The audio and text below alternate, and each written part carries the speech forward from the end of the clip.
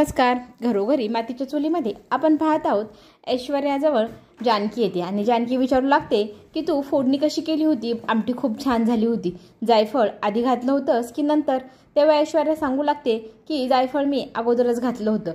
ते ऐकून जानकीला खूप राग येतो. अजून किती खोटं बोलणार आहेस तू. तितक्यात आजी त्या दोघींच्या गप्पा ऐकण्याचा झाडामागून प्रयत्न करते आणि जानकी चिडलेली असते. जानकी म्हणते तुझ्या खोटारडेपणामुळे आज आईंचा जीव गेला असता.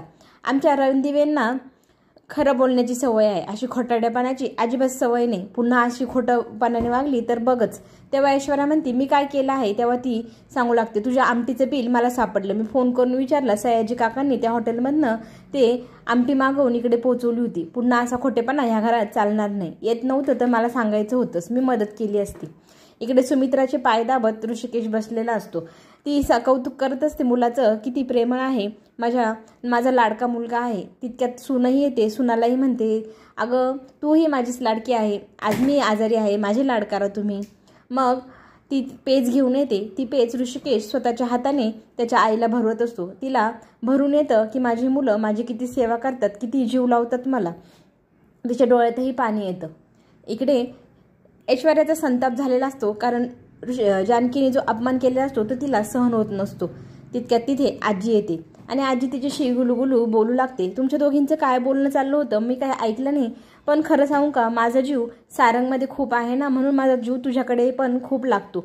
मी तुला हवी ती मदत करेन. आमटी येत नव्हती तर मला सांगायची होतीस, मी तुला बनवू लागले असते. इथून पुढे काही गरज लागली तर मला सांगत जा. तेव्हा ऐश्वर्या म्हणते तुम्ही मला एवढं प्रेम का देताय. या घरात काही गुपित आहे का जे कुणाला सांगायचं नाही. तुम्हाला सगळ्यात जास्त मीच का आवडते, जानकी का आवडत नाही. तेव्हा आजीला आठवतं तिच्या मुलीने दिलेलं वचन. आजी गोष्ट फिरवते आणि तिथून निघून जाते. ही आजी आपल्या खूप कामात येणार आहे असं ऐश्वर्या तिच्या वागण्यातून समजून घेते. ह्या आजीचा इथून पुढे वापर करायला हवं असंही ऐश्वर्याने आता ठरवलेलं असतं. इकडे शर्वरी नवऱ्याला इम्प्रेस करण्यासाठी कॉफी घेऊन जाते. त्याला त्याची आवडती कॉफी करून देते. तो तिला म्हणतो आज आपण दोघंजण हाफ हाफ कॉफी पिऊया. मग कॉफी पिल्यानंतर ते दोघंजण बोलत असतात, रोमॅन्टिक मूडमध्ये असतात. जवळ येताच क्षणी दरवाजा उघडतो. दरवाजातून एक मुलगी दिसते समोर. ती मुलगी म्हणते सॉरी मी चुकीच्या वेळेत आले बहुतेक. तेव्हा ही मुलगी कोण असं शर्वरी विचारते. मग विक्रांत सांगतो तू इतक्या दिवस घरी नव्हतीस तर मी ह्या मुलीला स्वयंपाक करायला ठेवून घेतलं होतं. खूप छान स्वयंपाक करते. ती मुलगी म्हणते आज मी तुमच्या दोघांसाठी खूप छान स्वयंपाक करते. दादांना तर माझ्या हातचा आवडतोच, वहिनी तुम्हालाही आवडेल. आणि विक्रांतही रूममध्ये जातो. तेव्हा शर्वरीला राग येतो की माझ्या न कळत यांनी एक मुलगी कामाला का ठेवली. इकडे ऐश्वर्या टेन्शनमध्ये बसलेली दिसते. सारंग तिला विचारतो तुम्ही काय टेन्शन घेतलंय, तुम्हाला इथे करमत नाही का.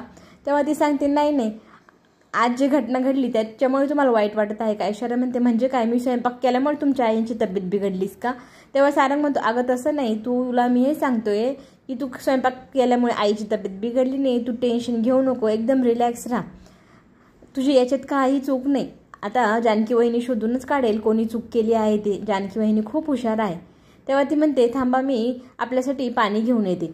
सारंग म्हणतो तुम्ही कशाला जाताय, मी जातो, मी तुमचा नवरा आहे ना, तुमची मदत करायला हवी.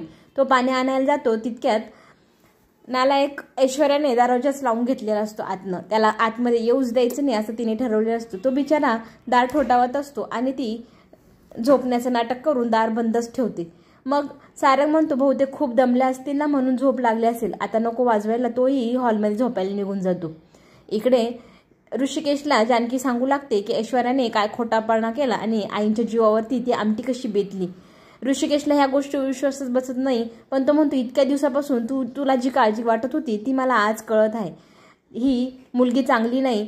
आता हिच्यावरती आपल्याला लक्ष ठेवायला हवं. मला आता सगळ्यांच्या जीवाची खूप काळजीही वाटत आहे असंही ऋषिकेश जानकीला बोलू लागतो. मीडिया घरी येणार म्हणून ऋषिकेशनी जानकीसाठी छानशी पिवळी रंगाची साडी आणली. संध्याकाळी तू हीच घाल. आणि हे सगळं दोघांचं बोलणं ऐश्वर्या चुपचाप ऐकते. तितक्यात तिथे ओवीचे रंग पडलेले असतात. ते रंग त्या साडीवर सांडवत सॉरी बोलत तिथून निघून जाते. आता बघतेच मी ही साडी कशी घालते असं ऐश्वर्या म्हणते.